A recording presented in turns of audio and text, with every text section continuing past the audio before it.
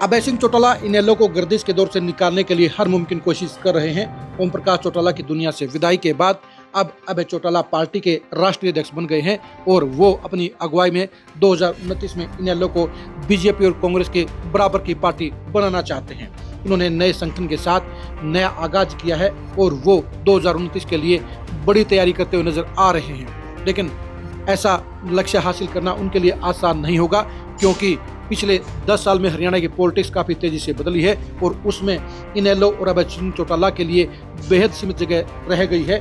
लेकिन इनेलो इस समय पहले से बेहतर हालात से गुजर रही है और ऐसे में 2029 में इनेलो और अभय सिंह चौटाला के लिए कुछ अच्छी गुंजाइश भी नजर आती है।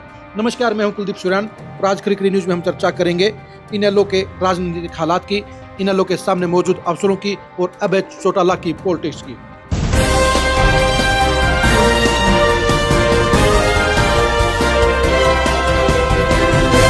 अभय चौटाला के लिए 2029 का सफर आसान नहीं होगा। ये भी कह सकते हैं कि अभय सिंह चौटाला ने अपनी सियासत की आखिरी लड़ाई शुरू कर दी है। वैसे तो उनकी उम्र इतनी ज्यादा नहीं है कि उनकी आखिरी लड़ाई कही जाए, लेकिन सियासत में अगर 2029 का साल भी अभय चौटाला के लिए खाली रह गया तो उनकी पार्टी और उनकी खुद की सियासत दोनों ही हाशिए पर चले जाएंगी और वापसी का दरवाजा लगभग बंद हो जाएगा। अभय सिंह चौटाला की पार्टी इनेलो के इस समय 2 विधायक हैं, उनके बेटे अर्जुन चौटाला और भाई आदित्य चौटाला। अभय चौटाला खुद चुनाव हार गए हैं और ऐसे में 2029 के चुनाव उनके लिए सबसे निर्णायक साबित होने वाले हैं। अभय चौटाला के लिए जींद और नींद 2029 के हिसाब से सबसे इम्पोर्टेंट रहने वाले हैं। पहले हम बात करते हैं जींद की। जींद का जिला हमेशा चौटाला परिवार के साथ रहा है। कभी ओम प्रकाश चौटाला को सबसे मजबूती देने का काम जींद जिले ने किया था, उसके बाद दुष्यंत चौटाला को भी अर्श पर पहुंचाने का काम जींद जिले ने किया था। लेकिन अब जींद जिला खाली पड़ा हुआ है, वहां पर ना दुष्यंत चौटाला नजर आते हैं, वहां पर ना अभय चौटाला नजर आते हैं। लेकिन ये सच्चाई है कि आज की तारीख में भी चौटाला परिवार के लाखों वोटर इस जिले में पसरे हुए हैं, वो खामोशी में बैठे हुए हैं। बीजेपी को हराने के लिए बेशक से 2024 के चुनाव में इन वोटरों ने कांग्रेस को वोट देने का काम किया था, लेकिन 2029 के लिए अब वो फैसला लेने के इंतजार में है, क्योंकि भूपेंद्र हुड्डा को उन्होंने नेता नहीं माना था, बल्कि मजबूरी में बीजेपी के खिलाफ वोट दिए थे। दुष्यंत चौटाला से उनका मोह भंग हो चुका है और ऐसे में 2029 में उनका फैसला अभय चौटाला के लिए सबसे अहम साबित होगा।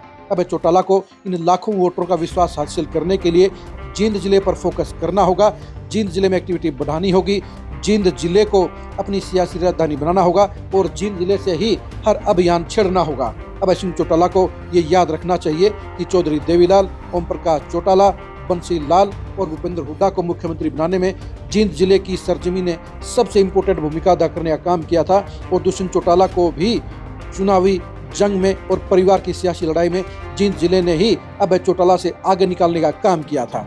और ऐसे में 2029 में अगर अभय चौटाला कुछ बड़ा करना चाहते हैं तो उन्हें जींद जिले का भरोसा सबसे पहले जीतना होगा, तभी उनकी गाड़ी दौड़ पाएगी। दूसरी हम बात करते हैं नींद की। नींद भी अभय चौटाला की पॉलिटिक्स में सबसे इम्पोर्टेंट रोल अदा करेगी। नींद का मतलब है पॉलिटिकल वर्किंग का। अभय सिंह चौटाला के साथ में उनके 2 बेटे और भी हैं, करण चौटाला और अर्जुन चौटाला। नींद का मतलब इन्हीं 2 नौजवानों से है, क्योंकि अगर ये दोनों ही नौजवान नींद के चक्कर में पड़े रहे, यानी वो अपने आराम के मोड में रहे, तो फिर इनेलो का भला नहीं होगा।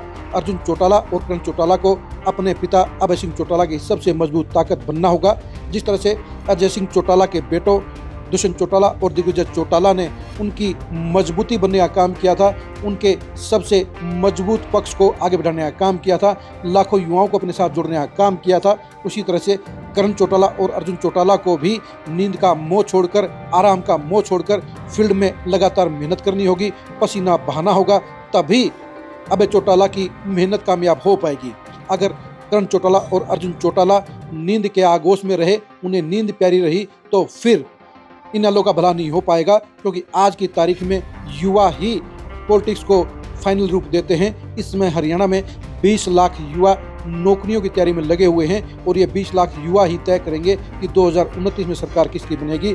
और ये 20 लाख युवाओं को जोड़ने का काम करण चौटाला और अर्जुन चौटाला ही कर सकते हैं। इनको जोड़ना अभय सिंह चौटाला के लिए मुमकिन नहीं होगा, क्योंकि हरियाणवी में कहावत है कि हाण को ही हाण प्यारा होता है। ऐसे में नींद का मोह छोड़कर अर्जुन चौटाला और करण चौटाला को फील्ड में लगातार मेहनत करनी होगी, पसीना बहाना होगा। अभय सिंह चौटाला के लिए हालात इतने आसान नहीं है। उन्हें बेहतर रणनीति बनाकर 2025 में इस तरह का माहौल बनाना होगा कि आज की तारीख में फैसले के इंतजार में खड़े जाट वोटर उनको अपना नेता मान लें और उनके साथ में लग जाएं। 2025 में अगर जाट वोटरों ने अभय चौटाला के साथ खड़ा होने का फैसला नहीं लिया तो ऐसे में अभय सिंह चौटाला की मूवमेंट कम हो जाएगी, कमज़ोर हो जाएगी और वो ऐसे हालात में दोबारा से हुड्डा फैमिली के साथ भी जुड़ सकते हैं।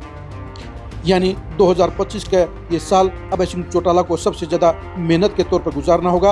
अपने पार्टी के हर नेता को साथ लेकर ज़्यादा से ज़्यादा हरियाणा को कवर करते हुए ज़्यादा से ज़्यादा लोगों का जन समर्थन हासिल करना होगा, भरोसा हासिल करना होगा।